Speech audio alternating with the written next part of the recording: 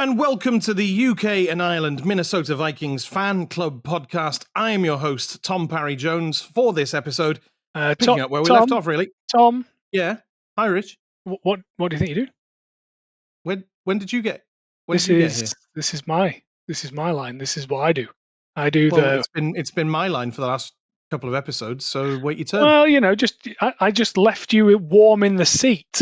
There's a difference between warm in the seat and being Big Deal Rich. So do we just go back to how it was? Well, maybe listen to the last few shows and see how I did.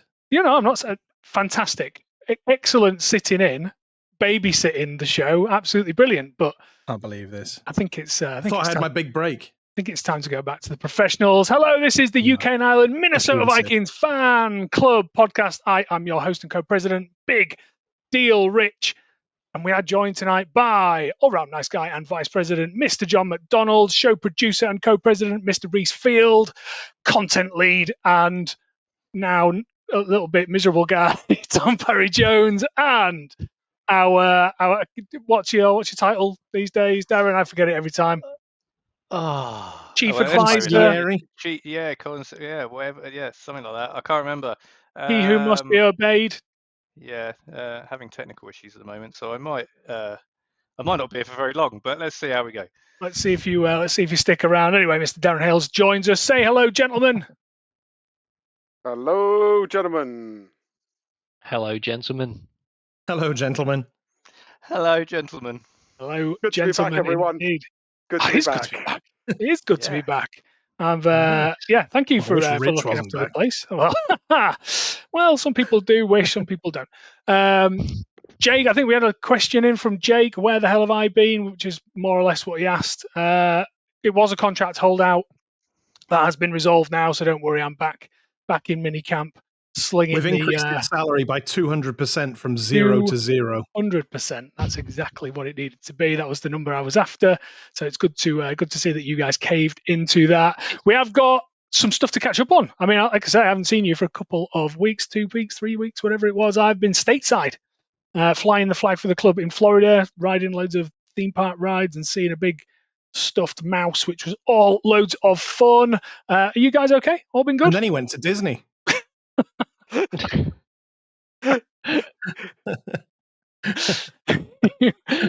told you not to mention that. Anyway, have you guys all been good? Well, like I say, if you'd listened to the shows, you would know how we've been.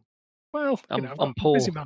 I'm poor now. That's what's happened. I mean, it's been so long since you've been gone that I managed to buy a house in that time. All right, that's not saying it's done quickly. This is how long you've been gone, Rich. Congratulations, Reece. Good to see the new house purchase has gone through. All settled in, all the furniture built?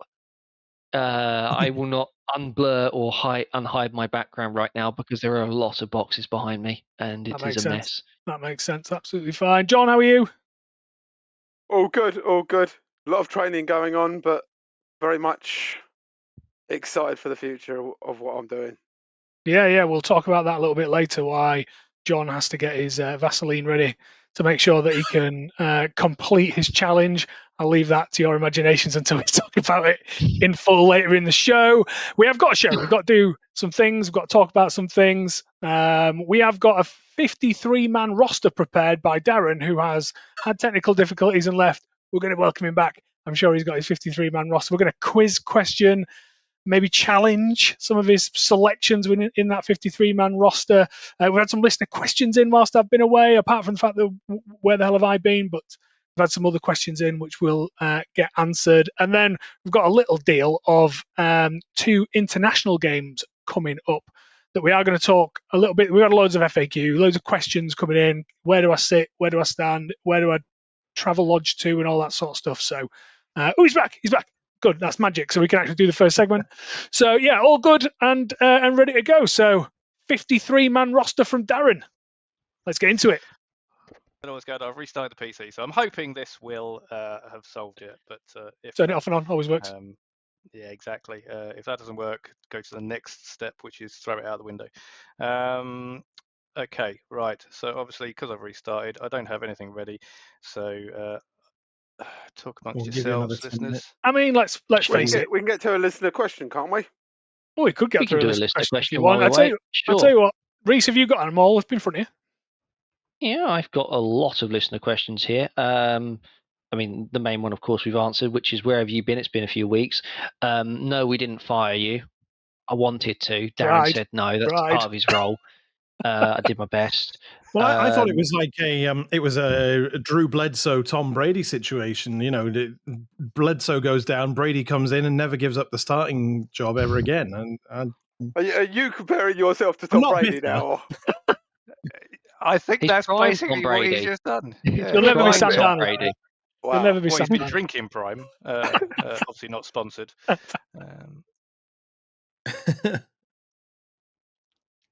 Was one of the questions about where they should watch the London game in Dublin? It is. John, do you want to answer that question? Where should someone watch the London game when in Dublin? Yes, obviously. Able to get over to London. Yes, obviously we know a lot of people are not going to both games, and especially a lot of the Americans are staying over in Dublin and touring Ireland, and will be flying back to the States, but we'll be over there for the London game, which will be at a reasonable hour over here. It will be kicking off at 2:30 over here. So I recommend the Buskers pub in Dublin. That's central Dublin. Yeah, we've sent a lot of fans there before, travelling fans who want to watch the game. Yep, it's a great venue, full of that put on all the NFL games, but obviously there will only be one NFL game on at that point because it's a 2:30 game over here. So yeah, I can't recommend that place enough. It's a great bar, great food, great TVs, great everything I've heard from it is a amazing feedback from all the fans that have gone there. So yeah, that's what the Buskers Bar in it's around the Temple Bar area, so it's pretty much central Dublin. Sounds good. I think we are waiting in anticipation for the teams to nominate their chosen pubs for the week in each city location. So John going with the tried and tested method of somewhere we actually know rather than somewhere we don't know, which completely makes sense. If there's any update to that, we'll update you in further shows or post through social media. Reece, do you want to nip onto the second question whilst we wait for Darren to come back?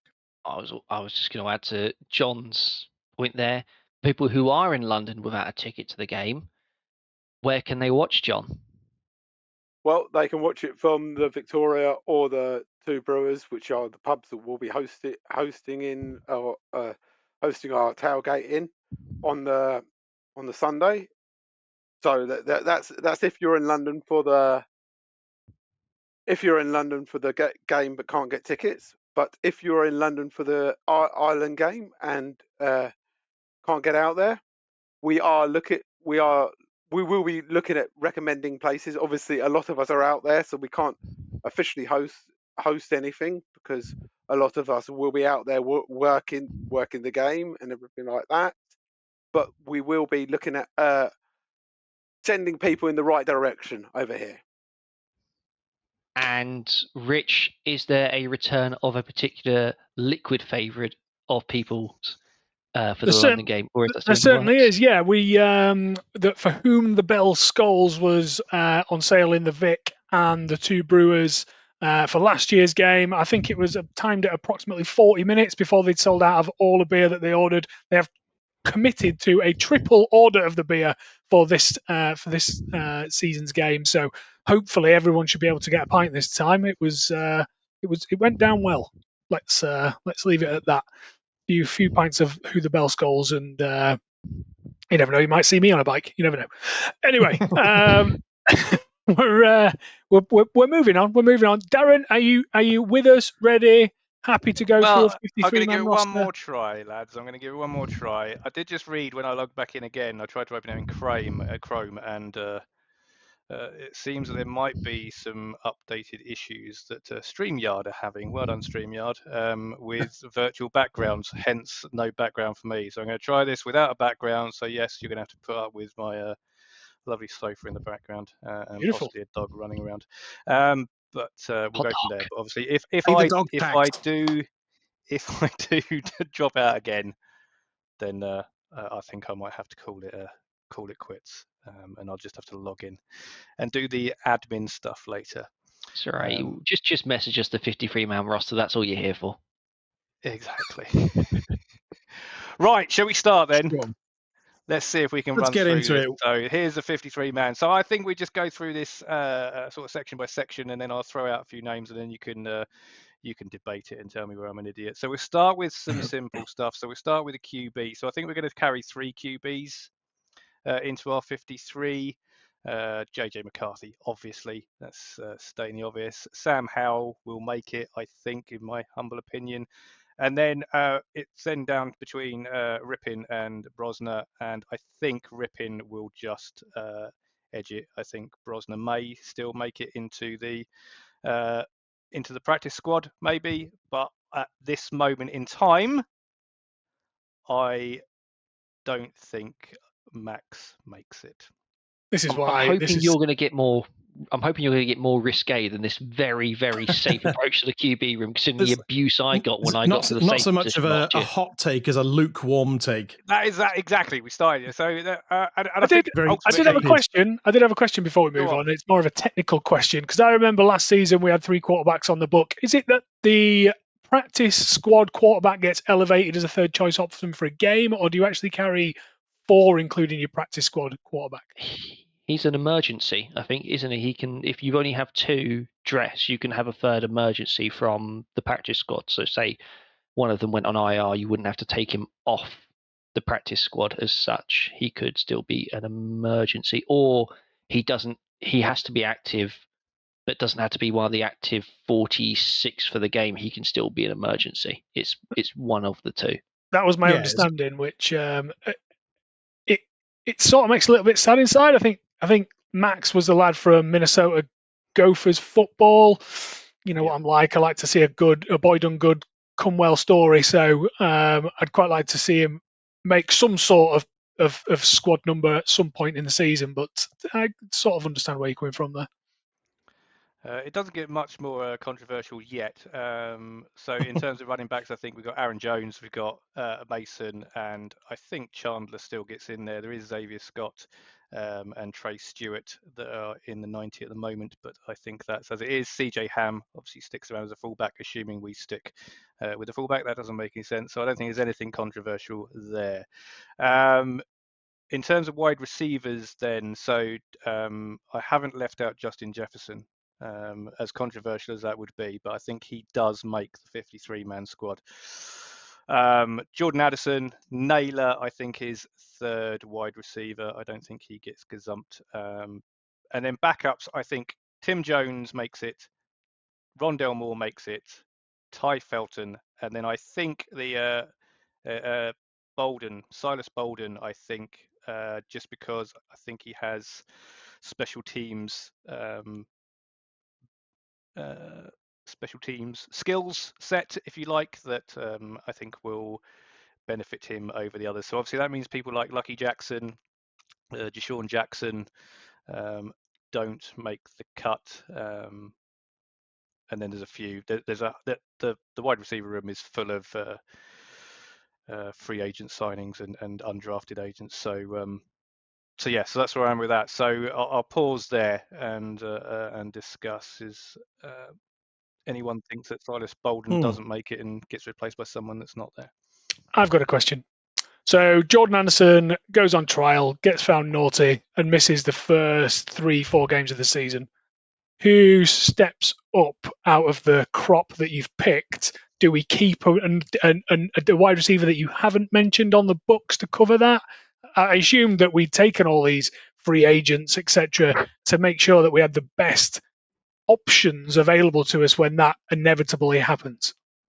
So I think I'll answer and then let John come in. So my thinking was that someone like Lucky Jackson or Deshaun Jackson is probably good to have a backup.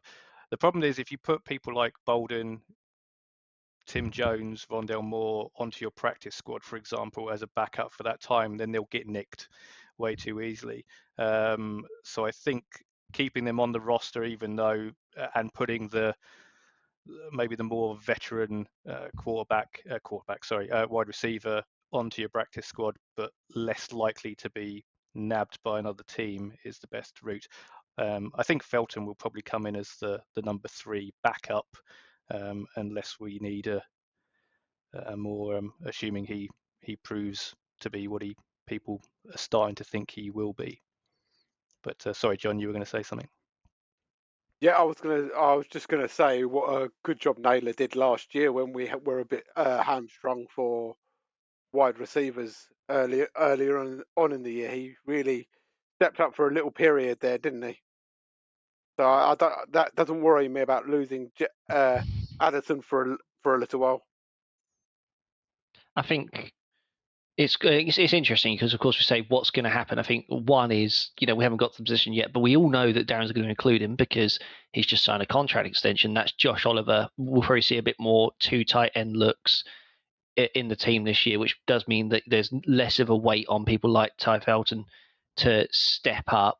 Probably you'll just see more Jalen Naylor, who's definitely bulked up as well, as everyone is frequently saying. But also, I like the inclusion of Bolden. I think including Bolden and Chandler is a interesting one, just because I feel like the kick return game is what's there, and I reckon if Chandler's involved, it's the kick return. People are getting hurt more in that position as a kick returner now.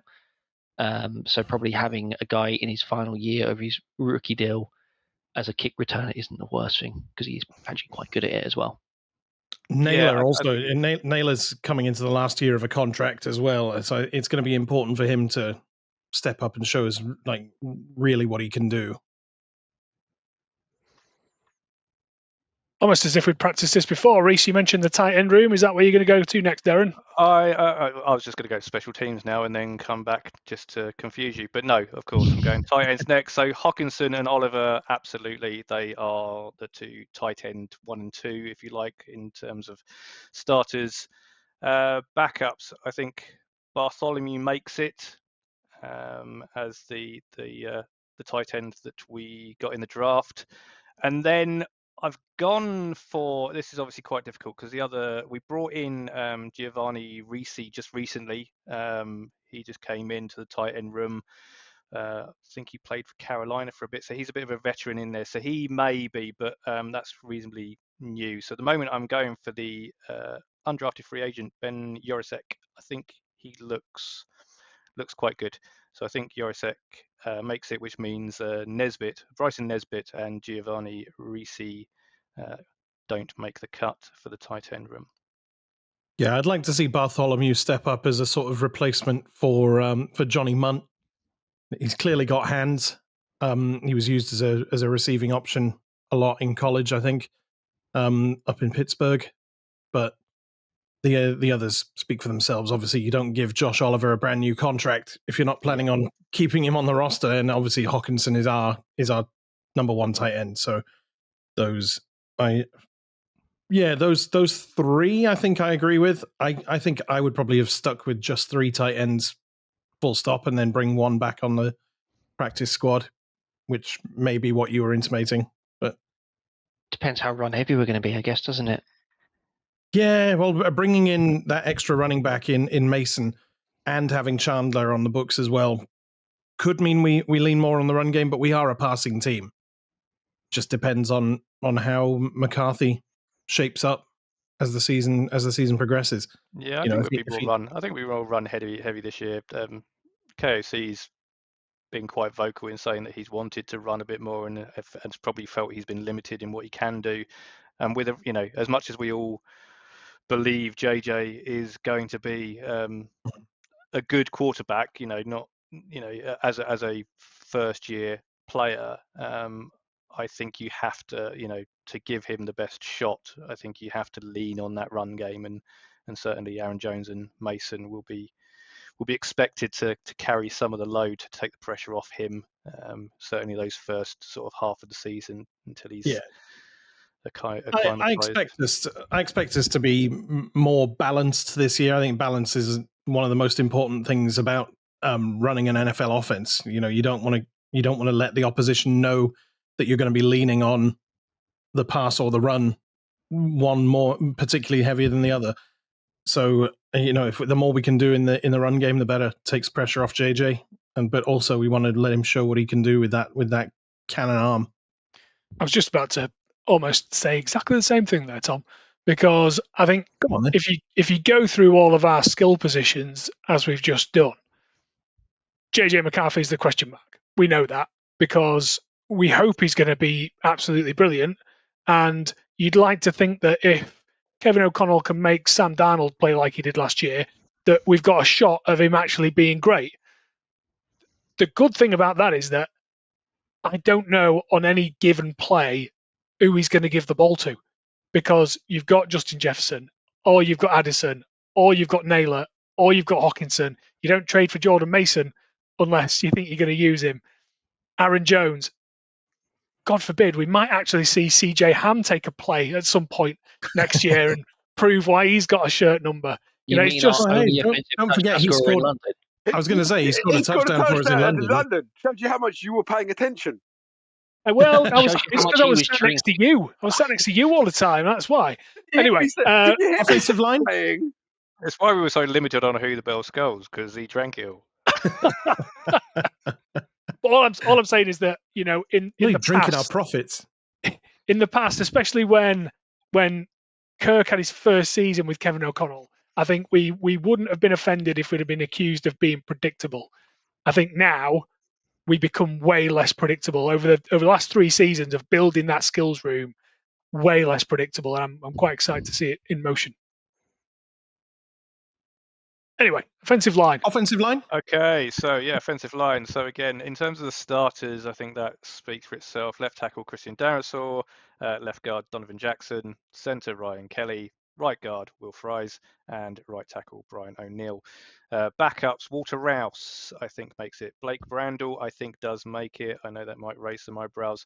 And then I've got Michael Jurgens, and I think Justin Skol makes the final position in that area on the backup team, which means that people like Henry Bird and Marcellus Johnson, Logan Brown, Zach Correll, Joe Hubbard, and Leroy Watson, which is a great because Leroy is a great name for me. Any gamers out there who remembers the Leroy Jenkins, that's what I always think of. And survival. It's a lot better than we usually do. All right, chums up. Ready, guys? Let's do this. Leroy Jenkins! Oh my God, he just ran in. I'd love to be shouting Leroy Watson at a game, but that's not going to happen. So, so those are. So again, open to you. I think Watson maybe makes it into the team because we signed him at the end of last season, and I think we re-signed him for this year. I think he was only on a short-term deal last year, futures or something like that. So but I think he presents a viable option for that sort of backup tight end tackle position. But then when you've got Justin Skol as well, do you really need Leroy Watson? I don't know. Is five tackles maybe too many?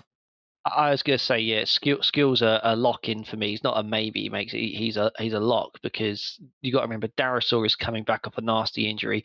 The last 2 seasons, O'Neill has suffered from missing games or playing hurt, and then Blake Brandel, like you said, some might not want to see him back, but the truth is, at the start of the season, he was solid. And it was only when you asked him to play 7-8 games in a row, and also when he didn't have Darrisaw next to him, that's also a big point.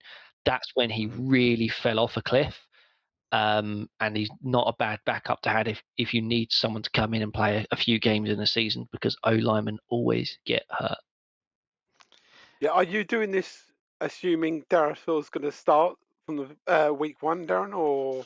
No, I think Darrisaw probably won't start week 1. I've not seen anything that really gives me confidence. Do you see him starting after the London games?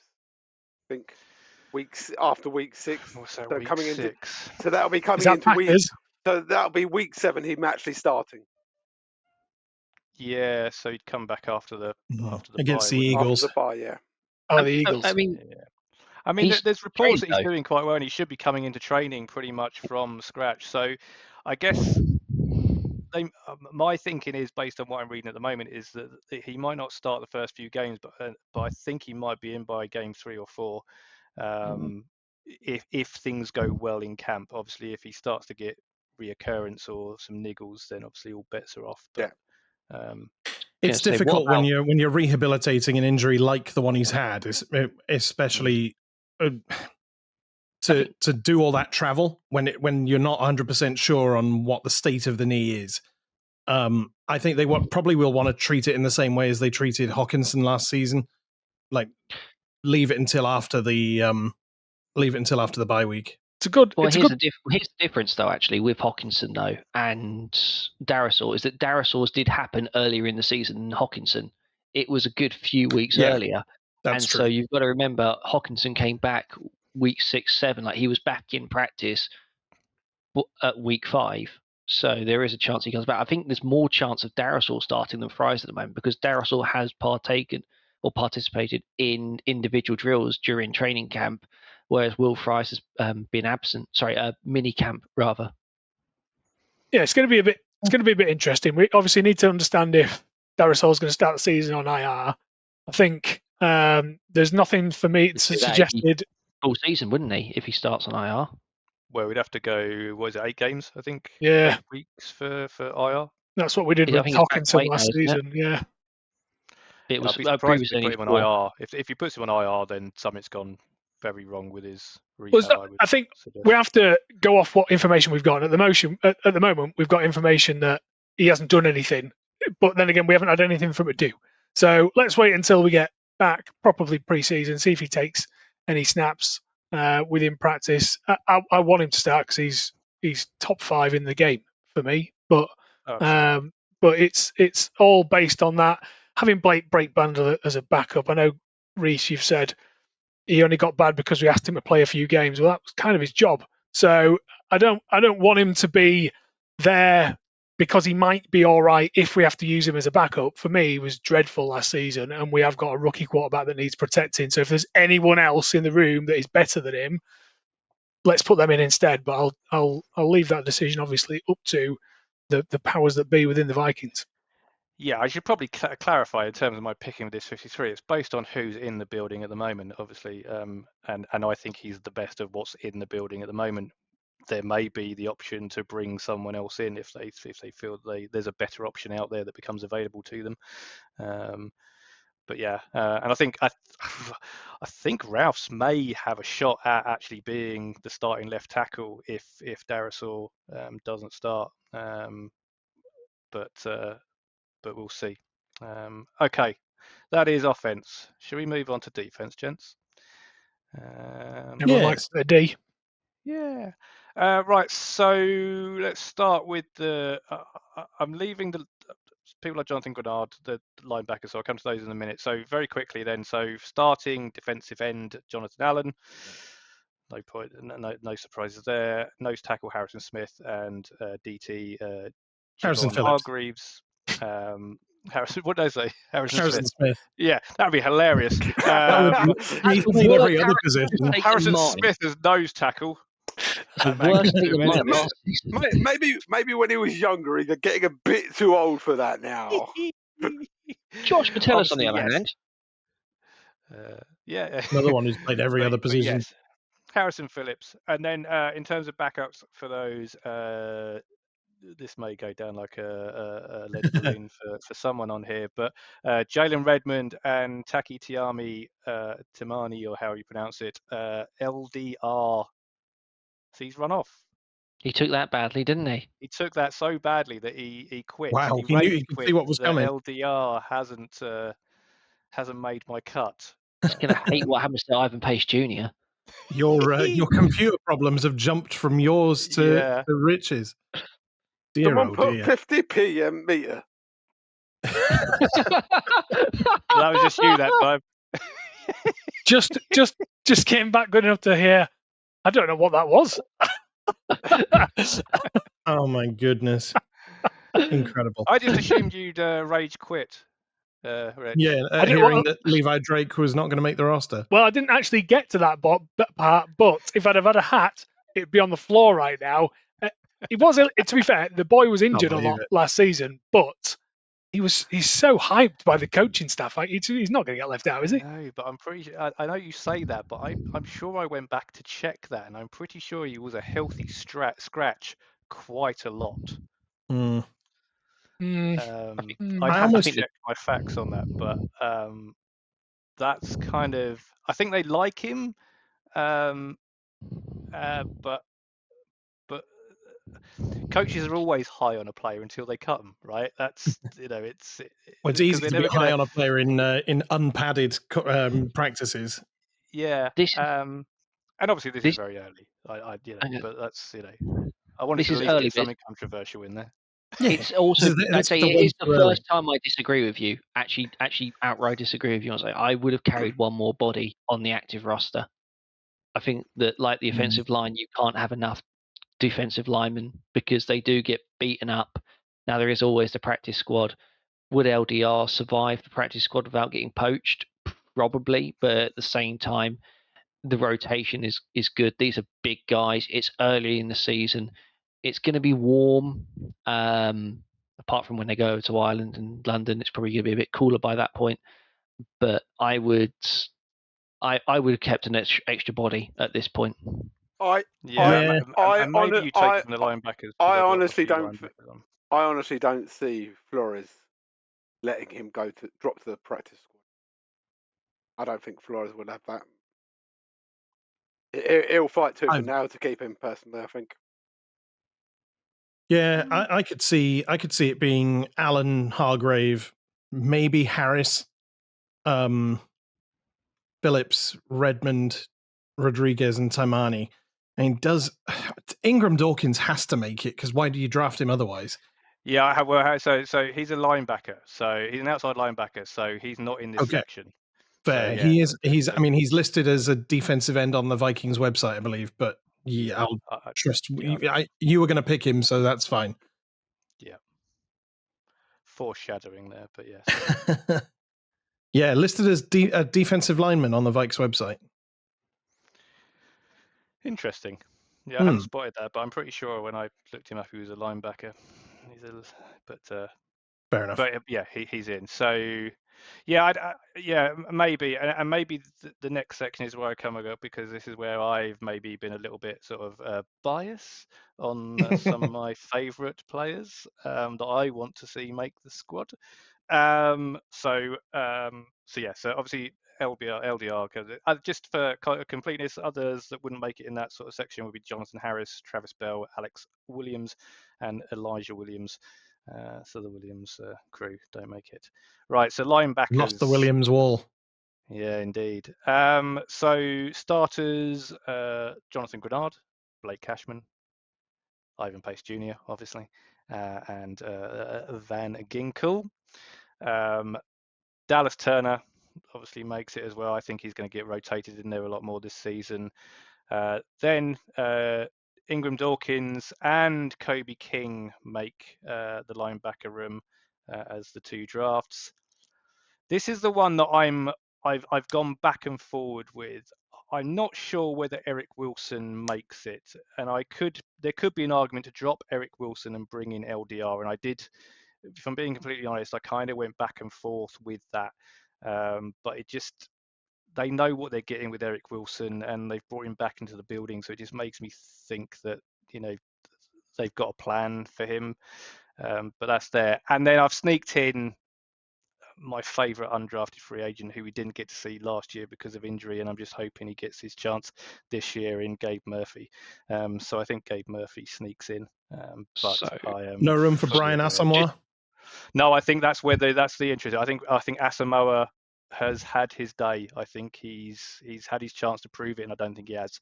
And I think this is time to rotate him out. An also means Bo Richter doesn't make it as well. Bo Richter? Bo Richter doesn't make my 53. I'm surprised by.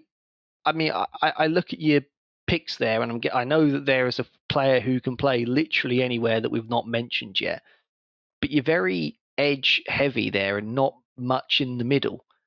I was thinking that's where Eric Wilson has an edge because not so coin a phrase. But he has a lack of an edge. Yeah. He's an interior linebacker. I mean, but then you've got Kobe King. But then you don't want just 4 guys covering 2 positions. I think for me, also surprised when you say Asamoah doesn't make it. He is an exceptionally good player on special teams, and I feel like that is something that's easily neglected when we do these 53s, because we look at who's the best catcher of the ball, who's the best, open field tackler isn't so popular.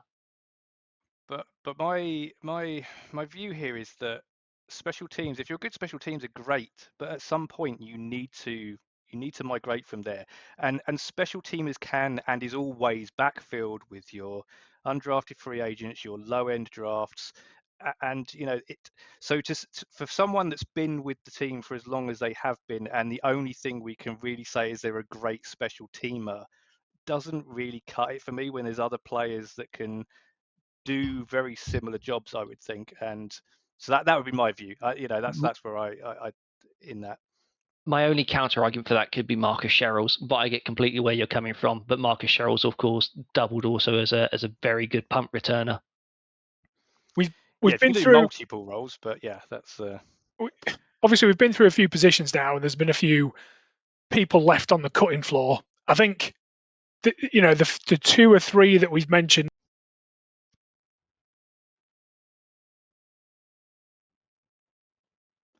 And that conversation has ended.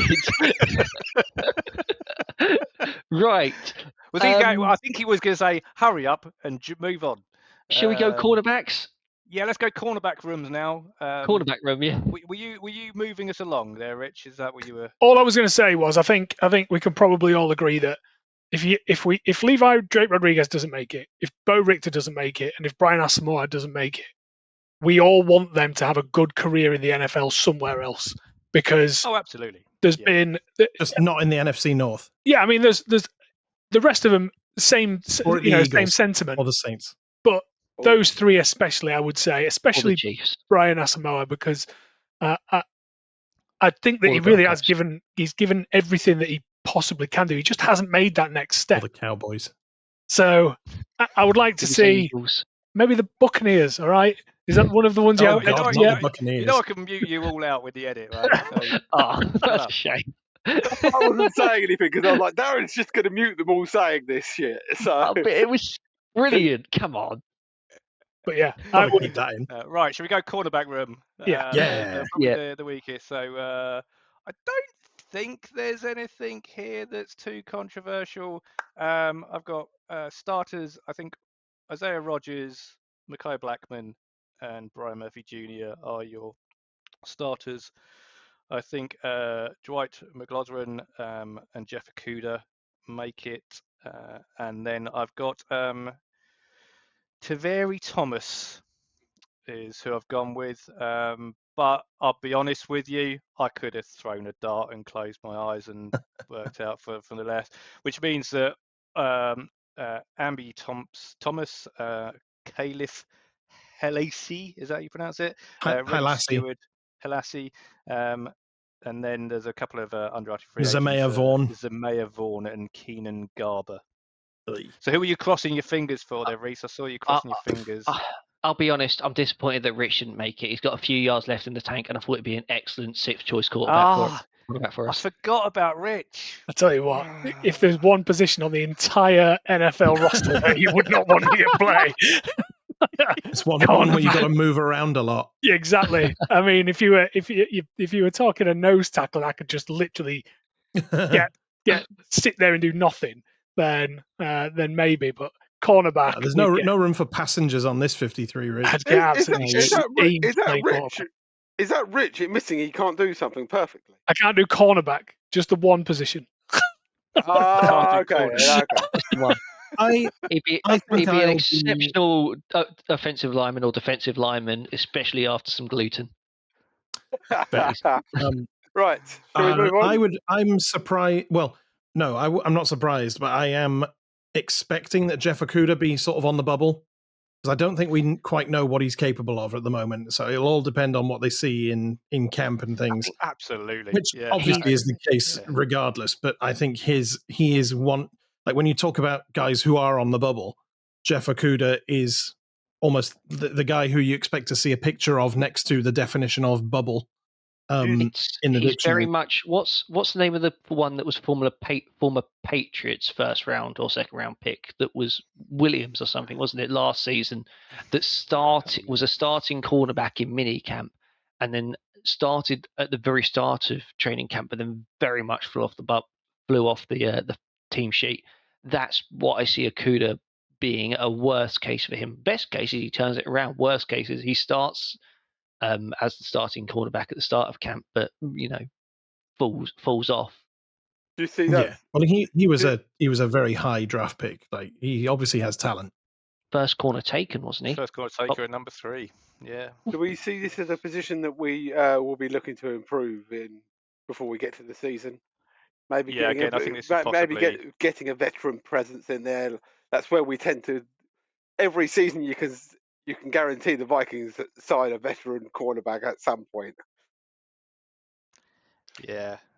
Still got a bit of cap space left. I agree. Yeah. I think Griffin went back to the Seahawks, though, didn't he? So he's not one that's possibly. There's already been a bit of chat around using our cap space productively rather than philanthropistly, and I think the guys know what they're doing. So I would assume that there'll be a new name on that sheet before we start the season.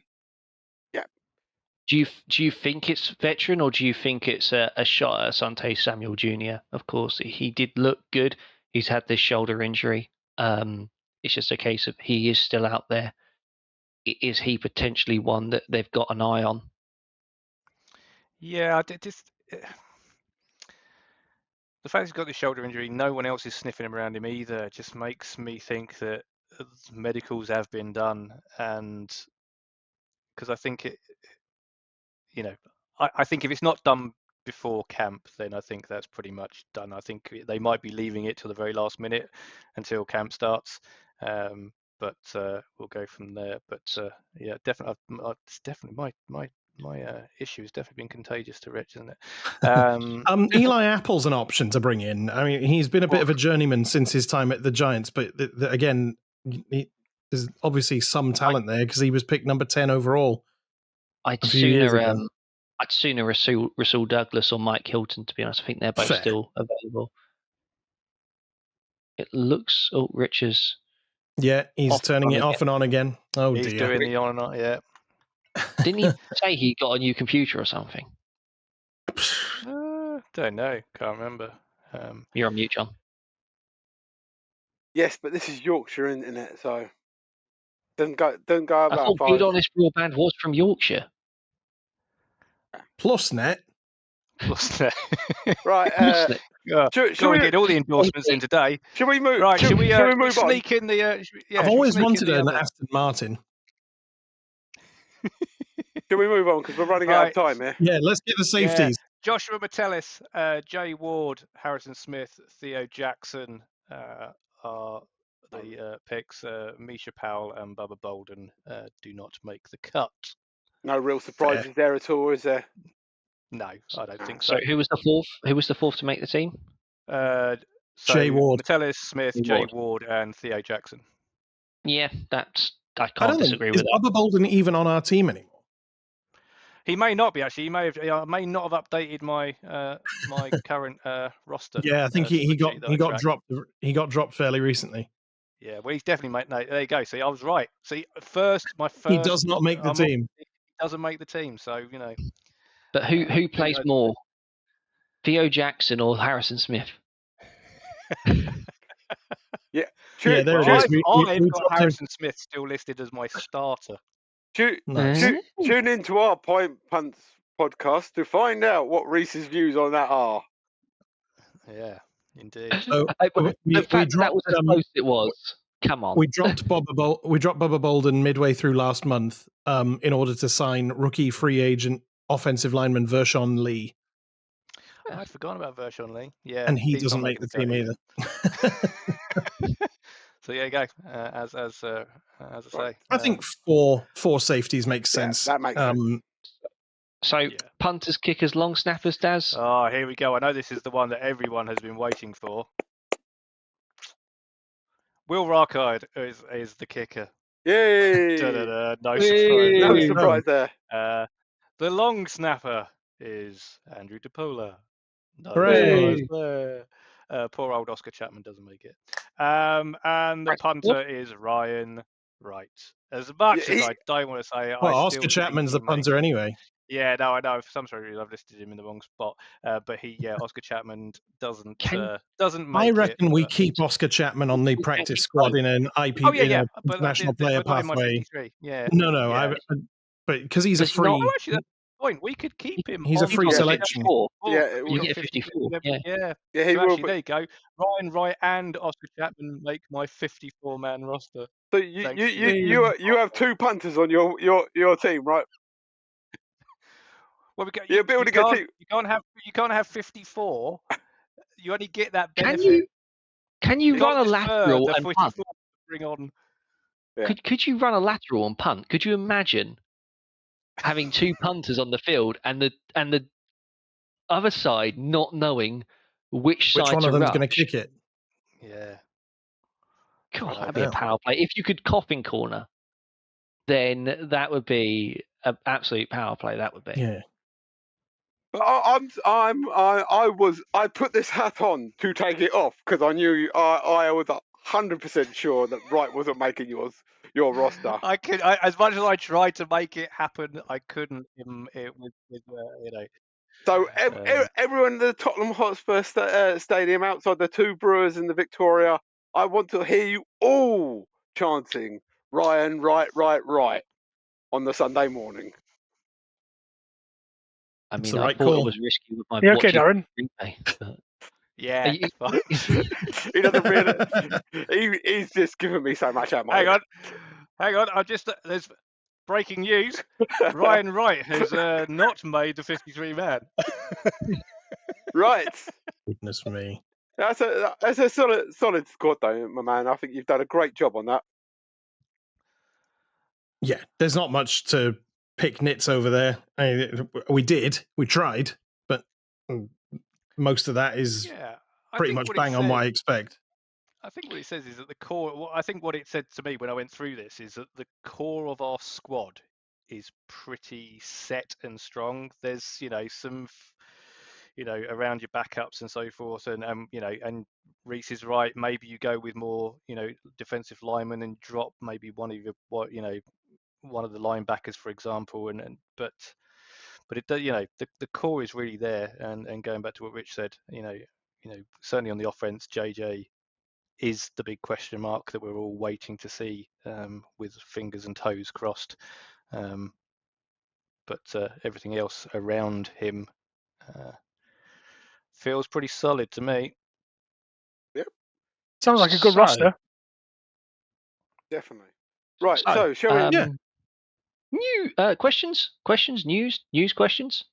News questions. I have some questions about the news. Okay, is the question? Why is it always so depressing? That's a reference to something, and I can't remember what it is. Because we support teams from Minnesota, that's why. I think we do have some news. If anyone was paying attention to our group chat the other night, I posted in there, but obviously not everyone's in there. People sometimes just listen to the podcast. We'll give you the news. The NFL Top 100 is currently being announced, and we have our first Viking in the Top 100. Aaron Jones, running back, at number 98 in the entire NFL going into this season. And I think that's about where he should be. Yeah, I think maybe he's a bit grandfathered in.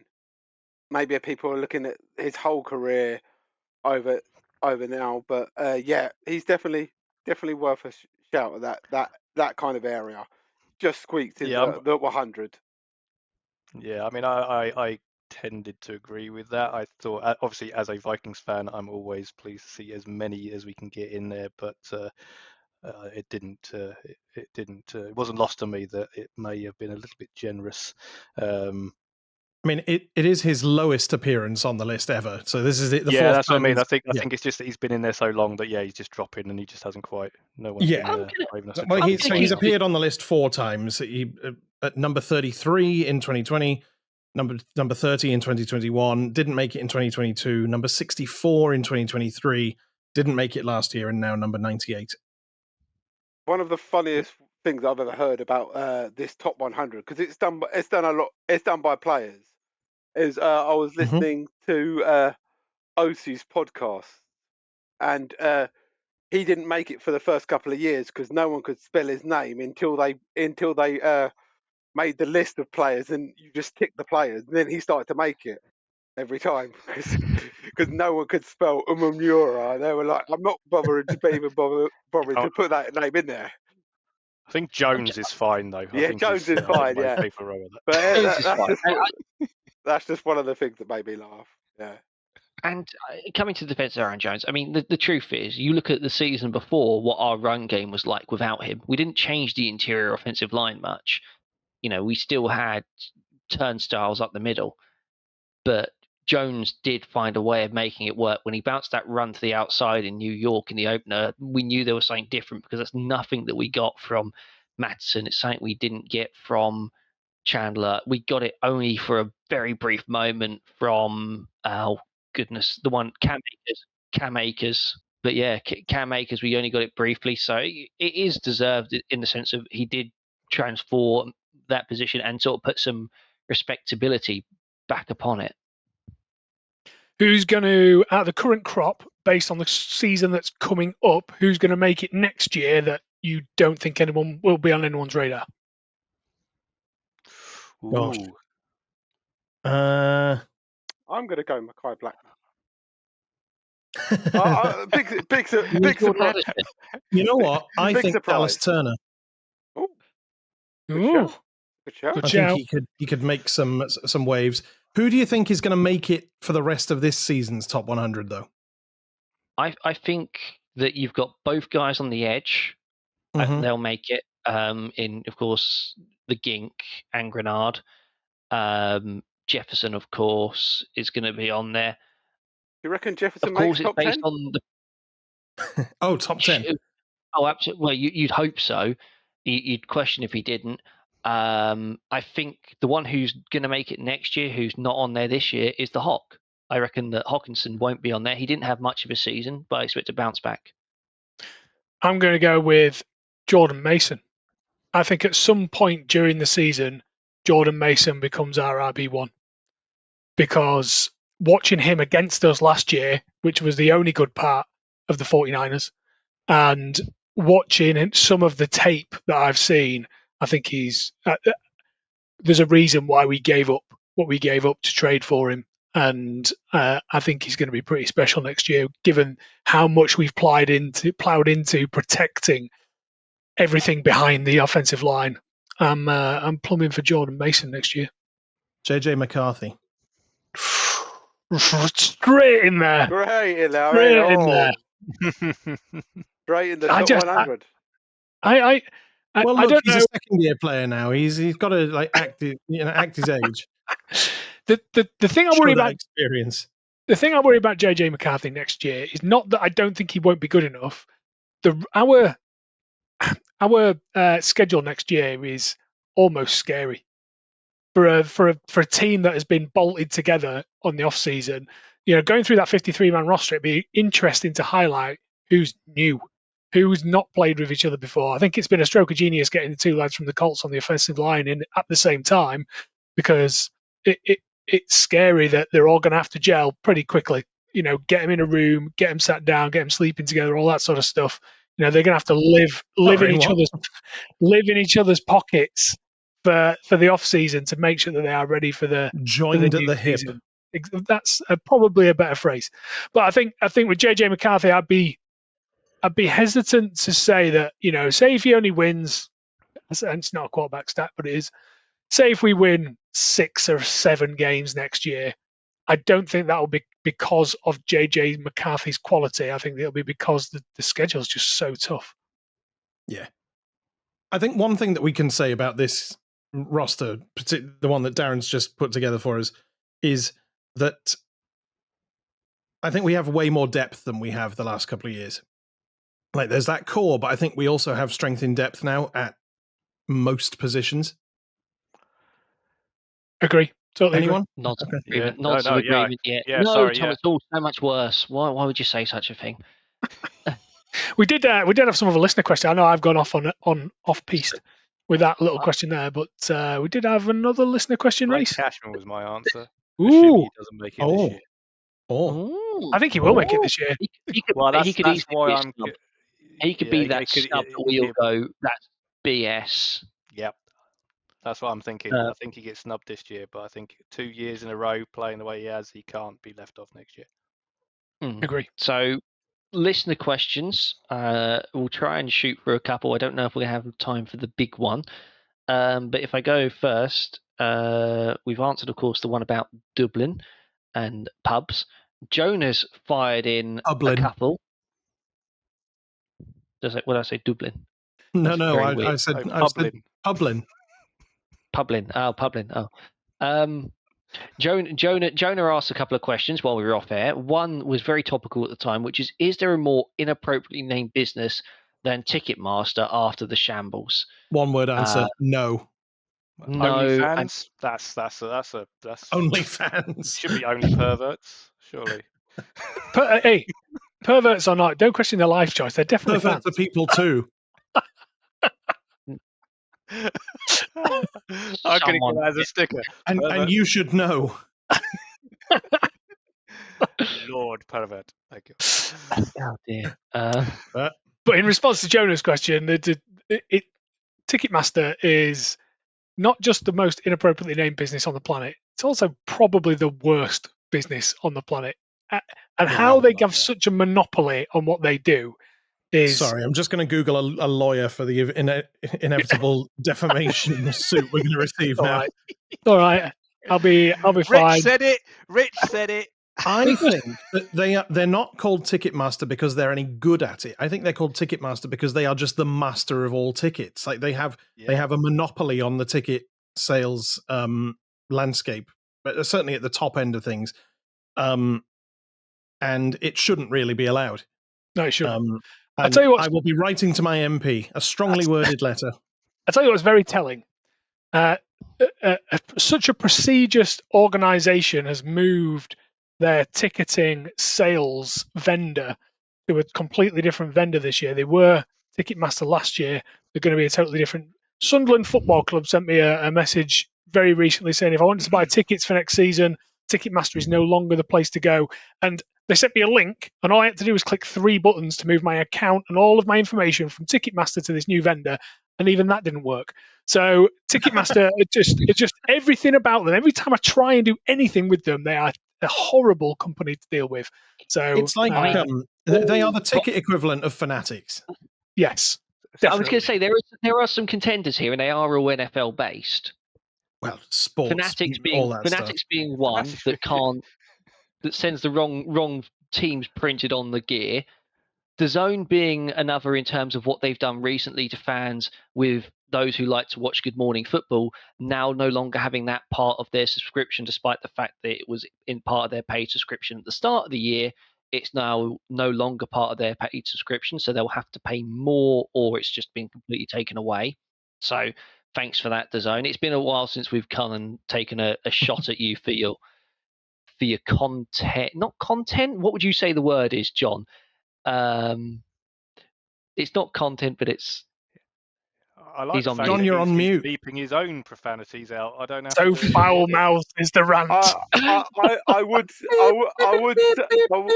I would say the word content is accurate for design, but especially at the beginning of that word. But can I just add my personal advice to people who have had DAZN before? Maybe hang in there a little bit before you renew your subscription. I'm going to cancel mine. Because as it gets closer towards the season, they send out emails. Oh, we'll give you this discount. We'll give you this discount for the season. We'll give you this discount for the season. the closer it gets to the season, they tend to lower the price for fans. And They reckon it's gone up about 20%, haven't they? yeah, That's what they reckon it's going up. ridiculous. John was also saying earlier, if you use the code John Loves the Zone, that you get 5% off anyway. So, I thought it was 5% added. oh, sorry, is that it? Is that what it was? Yeah. I've got to pay for my account somehow. Anyway, the second question from now we've I'm probably. intrigued to know what the ticket company is for Sunderland. Has it got something like bread? I don't know because I clicked on the link and it wouldn't go to the new ticket people. So I've still got no actual idea. I'm trying to get. We've got a very prestigious home pre-season game against Real Betis that I'm trying to get tickets to, but you can't because none of it works again. Rich, so just a quick question for you: is the Championship still the best league in the world, or has that moved to the Premier League? I think having my opinions have matured now this season, and now we're mixing it with the big boys. I think it's time to leave that childish league behind. Asking that it's all right. It's all right. Yeah. I was going to say this time next year he'll be saying it's the best league in the world. It won't take that long. First 5 games. I'll be begging to go back to Fleetwood away. Don't worry about that. I think we've got time for one more Jonah question because it's a good fun one. Who is the NFL's worst mascot? Ugh. Oh, I've got mine, but I'll go on, Daz. So just because it freaks me out, it's Miami Dolphins one. An anthropomorphic dolphin just does. Oh, that fish just freaks me out. It's horrible. Yeah. Have a look at it. It's not nice. It's not. Yeah, it's not for me. Nightmares. It reminds me of that episode of South Park where Kyle's dad tries to turn himself into a dolphin. Dolphin plaster. We've all seen that one. Yeah, yeah. That's right. Bringing back some. It's a good reference. I'm going with Sir Saint. The Saint. The Saint, yeah, Sir Saint of the New Orleans Saints. Like, he looks like a cross between like Stan Smith from American Dad and like if he tried to play football, he's just got the biggest chin in the world, and I don't understand like what your parents. Like, crimson chin. I saw someone compared him to YouTube. I will try in the edit to try and find of these so people can see who we're talking about. And but I think the person who designed this mascot must have been on drugs when they did it. For me, I'm going to go with the Cleveland Browns mascot, Brownie, because that's just creepy. I know. Also, I'm not sure what its relevance is. Yeah, I know they have I think they have 2 mascots. They have the Bulldog and the Brownie. But yeah, Brownie is just it's a tiny elf and it's just creepy as F. Yeah, I think that only really appears in like branding and stuff. But yeah, it's not fun. It's not really one that you're going to put out there to attract kids to support the Cleveland Browns. And God knows they need all the help they can get. Yeah, last thing you want to do is be attracting kids to the Cleveland Browns at the minute. Anyway, at least they're not an 0-17 team. What I would say about mascots is, if you don't do it, why? It's the biggest missed opportunity to have a rubbish mascot in American sports. The amount of coverage that they get and the amount of love that they get from fans and, especially younger fans. Why? And then you've got Bluey. I mean, Bluey's a great mascot. I was just saying Blue. Yeah. Why would you even... Bluey's a way to raise your kids. Yeah, Bluey's the Australian. Yeah. Just get it right. But the ones that I don't understand are... It's a bit like these live action films that they keep making. I went to go see How to Train Your Dragon, the new one, last night, which is absolutely incredible, by the way. But that makes sense because the vast majority of people in that film are people. Mascots are supposed to be not people. So why do you make them people-shaped? Like the 49ers mascot is weird. The Cowboys mascot is weird. The Just Saints, like I said. People-looking mascots. Did you take... Victor is Victor comes out of that because his Vikings, as we know, are all mythical beings. So, but people-looking mascots, I think that's where I draw the line. Can I just raise the point? Mythical Vikings creatures. aren't mythical, Richard. Vikings very much existed. We've all read the mythical Viking stories. We all know that they're mythical, like unicorns. We all know that They are not. For someone, I'm not having this. for someone Well, with Victor has the advantage of being reasonably proportioned. Like some of them, like the Sir Saint, the Cowboys one, the 49ers one, they don't look right. He's an I don't embellished know what it version. is. Yeah, sure. It's a heightened sense of reality, all that nonsense. But then obviously you've got the ones that are fun, like in terms of what they do on social media and stuff. Like Blue is a lot of fun, but I wouldn't say he's the best. I wouldn't say he's the coolest looking mascot. Like the Seahawks mascot is absolutely sick.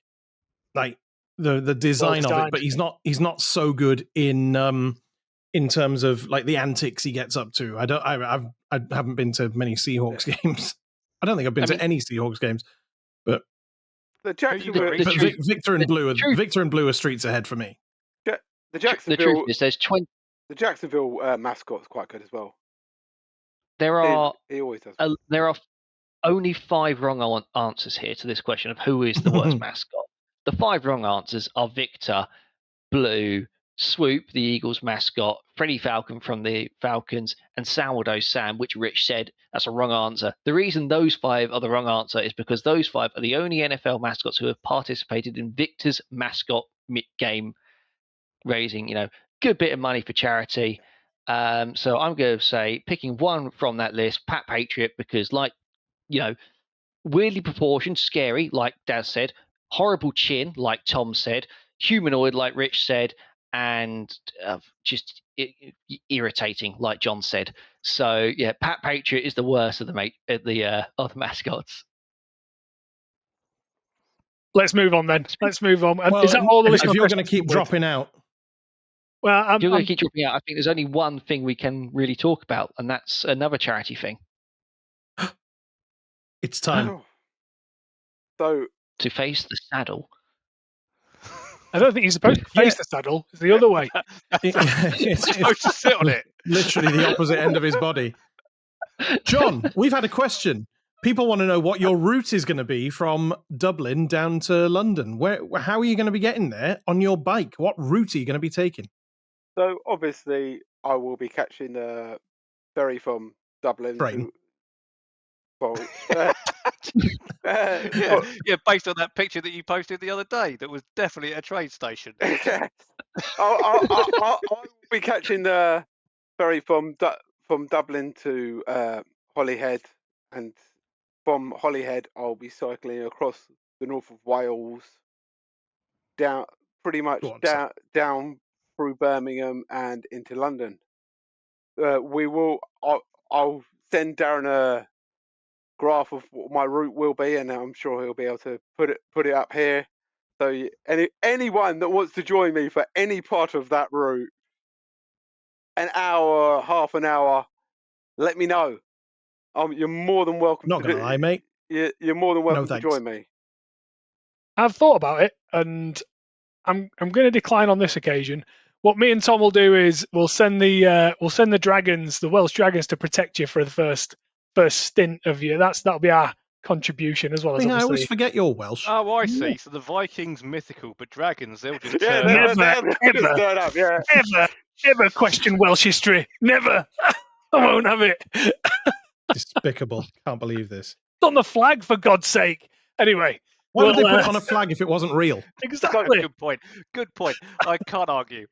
So obviously, I will be doing this over from Croke Park to the Tottenham Hotspur Stadium. For anyone that hasn't seen it or heard about it, I don't know where you've been or how you found this podcast without hearing or seeing about it, but I'm sure Darren will be able to put a link or something about in the profile to the stream. It'll be in the below to sponsor me for it. We're doing it for Mind, so it's a mental health charity that is very close to my heart, and I'll be expanding upon that in future episodes or across social media in the future on our page. Obviously, I'll be giving updates daily from the road in the morning and in the evening, hopefully. We've got a new charity lead, so Jess has stepped up and taken on the role of charity lead, so she'll be very much helping me get out content and everything like that, and leading the drive with this. So yeah, it's over 600k I'm going to be doing. But yes, I look forward to a beer when I get to Tottenham, or hopefully on the Friday. Fingers a beer crossed. and a blow up donut, mate. We'll get them both. Yeah, I'm still buying that. Hemorrhoid cushion. I think we're all going to say it at various points between now and that. This is an incredible challenge that you're undertaking, John. Just congratulations for thinking about it. Never mind attempting it. And obviously, as a club, we want to raise as much money as we possibly can for a very, very worthy charity. So yeah, keep your eyes open for the donations link, and if you can, put as much in as you can, please. Yeah, we started it about 24 hours ago. It went live, and I just want to thank everyone that's donated so far, people that have shared it, and I can't send out enough thanks for everyone that's just donated and shared the page so far. It's been amazing. The response I've got from people has just been absolutely amazing. So from the bottom of my heart, to all the fans that have donated and shared, I just want to thank you so much. That's what we're here for. That's what we're here for, and got a great community pulling together, and I'm sure that that pot will increase exponentially before you donate your bottom to charity in over 600 kilometers. That is next year. We've been sitting on that one for a while. That's man, why do you guys make it trivial all the time? Filthy people.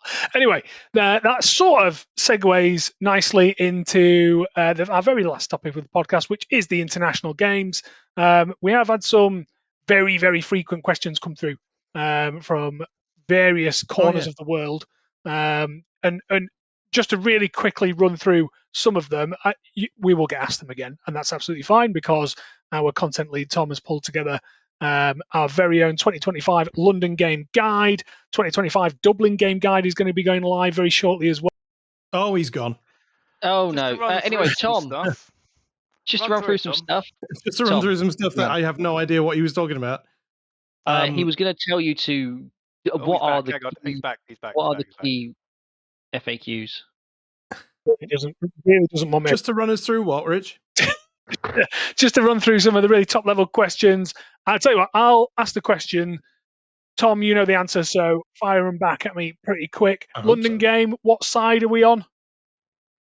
We will be on the west side of the Tottenham Hotspur Stadium this time. The home sideline is always the east because that's where the biggest changing room is.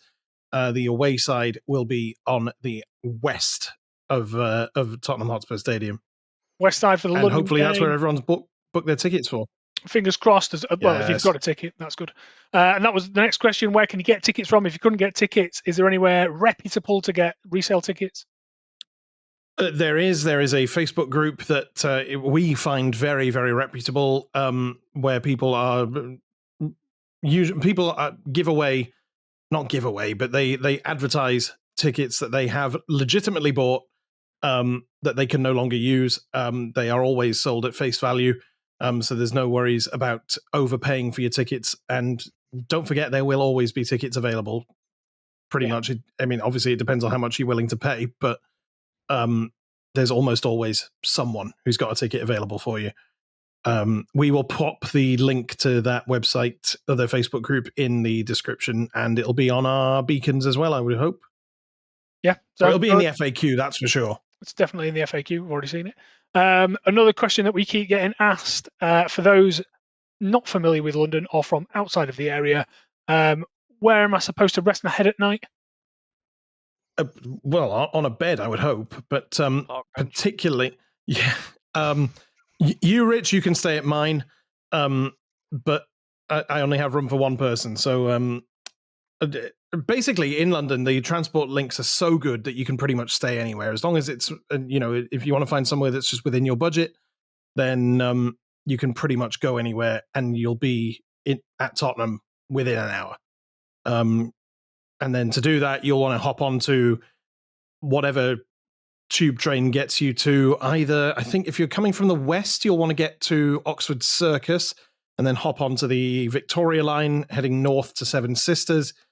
Often the overground doesn't run on game days, so you might have to jump off and walk a couple of miles. The overground was running last year, though. Yeah, but it's often really quite packed. So the option is there. You can go 2 stops north from Seven Sisters to White Hart Lane, or you can get off at Seven Sisters, which is something I had to do last year and walk north.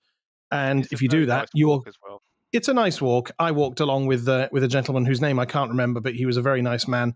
And it was on the way from Seven Sisters to the stadium that I stopped off at the Two Brewers and the Victoria to link up with all you lovely people. With impeccable timing, we should add. And then, of course, if you're coming from the east, you'll be going probably towards Liverpool Street, get the overground to White Hart Lane that way, or Seven Sisters. Just like almost, taxi drivers that take that quiz that I can't remember what it's called. The knowledge. Yeah, knowledge. Is that what it's called? Yeah, I feel like we've got the knowledge on the show. You don't have much knowledge. Very atypical of me. Very atypical, not knowing what knowledge is. But yeah, thank you very much, Tom. We can go over the Dublin game next episode. There is obviously, I think, John, you keep reminding me, is it 83 days until the game? Is that what we're at now? Let me just. Time of recording. There are time of recording. Disclaimer. 83 days. Yep, 83 days to go. 83. Well, the game, obviously, at time of recording, the game will be over by now. But at least I hope so. I hope so. By the time this goes out, it'll be like 4 days before. Yeah. We will be gone for another month whilst Darren gets his edited. Trying to sort this edit out. If we go on any longer, he's going to have way more to edit. But, anyway, shall I move to the mumbo jumbo? Do the mumbo jumbo. Yeah. Do the mumbo jumbo. It's been a month. I've got to remember this now. Okay. If you want to get in touch with the podcast, if you've liked what you've heard, first of all, you can email the podcast, ukvikespod@gmail.com. That's ukvikespod@gmail.com. Please, if you're listening on Apple or Spotify, please do rate, review, leave a comment on the podcast. Spotify, go to the podcast main page. You, at the top of the page, can leave a star rating there. Apple, scroll down to the bottom of the page and you can leave a rating and review there. You can always contact or connect with us on social media. You can direct message us on X or Instagram at UK Vikings Fans, Facebook UK and Ireland Minnesota Vikings Fan Club, Blue Sky UK and A&D IRE Vikes Fans, Discord. There will always be a link to the server. But new mumbo jumbo, listen to this mumbo jumbo. It's the most important mumbo jumbo of the week. JustGiving.com/page/the purple pedal, all one word. That is where you go to donate to John McDonald cycling over 600 kilometers, raising money for Mind. Amazing. And when you say it like that, I feel like he's going to put a cape over him and go, "I'm the purple pedal." I think that's. I think it's yeah. It's all sounds very dashing and superhero like. But yeah, thank you very much for that, Reece. And breathe. You can breathe now. There's quite a lot of mumbo jumbo we get through these days. It's been tested and trying to get through this podcast, not because of you guys, but because of, I'm assuming, Octopus Electricity, who just decides to cut me off every now and again.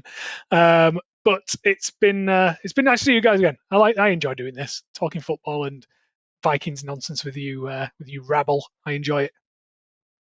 Yeah, it's been nice to chat with everyone again. I missed your beautiful faces. Oh, John. And Rich was here too. Well, some of it. Because everyone says handsome about mine. You can talk, Daz. Yeah, but I got mine out right at the beginning. Just at the part where you were needed for, just the 53. Yeah, exactly. Anyway, let's get this wrapped up so people can go see their families and all that sort of stuff. I think there is one last thing to do, and that is say goodbye, gentlemen. Goodbye, gentlemen. Goodbye, gentlemen. Goodbye, gentlemen. Goodbye, gentlemen. Why does Darren make it sound dirty? Anyway, thanks for listening. Cheers. Ta-ra.